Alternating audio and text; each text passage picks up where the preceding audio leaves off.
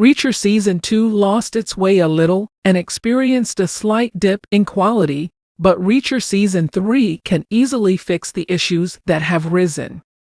Reacher Season 2 was entertaining, but there was a dip in quality compared to the first installment that Reacher Season 3 needs to rectify.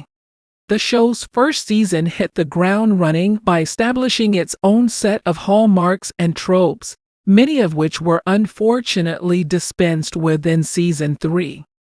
The anthological nature of the show means Reacher's tone can be notably adjusted between seasons, which is a task that needs to be accomplished before Season 3 arrives. Reacher is Amazon's TV adaptation of Lee Child's book series. The novels are written to function as standalone adventures, an approach that the show has largely adhered to. However, certain creative choices have been made during Reacher's journey from page to screen that blend the edges of the narratives. Some of these decisions have been highly effective, but several more recent moves have hurt the quality of the show and led to a waste of certain members of the Reacher Season 2 cast. Reacher Season 1 was based on Lee Child's Killing Floor, the first book in the author's series. The show was a very faithful adaptation, despite some changes being made. Reacher's main accomplices in the book, Roscoe and Finley, never return in future stories penned by Child. However, the popularity of the characters resulted in Finley's Reacher 2 cameo.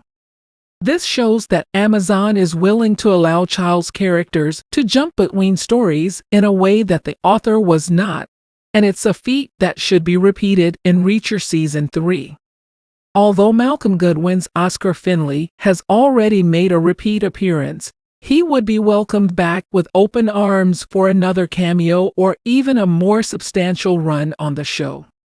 Willa Fitzgerald's Roscoe Conklin didn't return for Reacher Season 2, but Finley's cameo proves that it's at least possible for Roscoe to also appear and assist Reacher again. Reacher Season 2 moved around a lot, especially between New York and Boston. Both real-life settings came with their own set of expectations that can color at least parts of the narrative. Reacher Season 1 was set in the fictional Margavi, Georgia. By having events unfold in a fake town, there's less chance of predicting what happens next to the unfamiliar politics of how the community is run.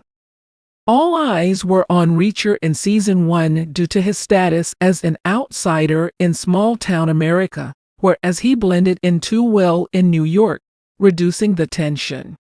Alan Ritchson's character has had two love interests in as many seasons, and both have been doomed to fail long before the finale. While this can be an effective writing technique, it can get stale very quickly. Reacher's very nature as a wanderer means that any new relationships that will arise during Season 3 are destined to end by the final episode. Therefore, it's a trope that needs to be avoided for a while. Although it would be very rewarding to see Roscoe or Dixon return in Reacher Season 3, their past entanglements with Reacher should remain separate from the other story elements. If there's anything worse than a new short-lived romance, it's revisiting an old flame that is just as likely to sputter out by the end of the story. In short, the show needs to focus on Reacher's bachelor status.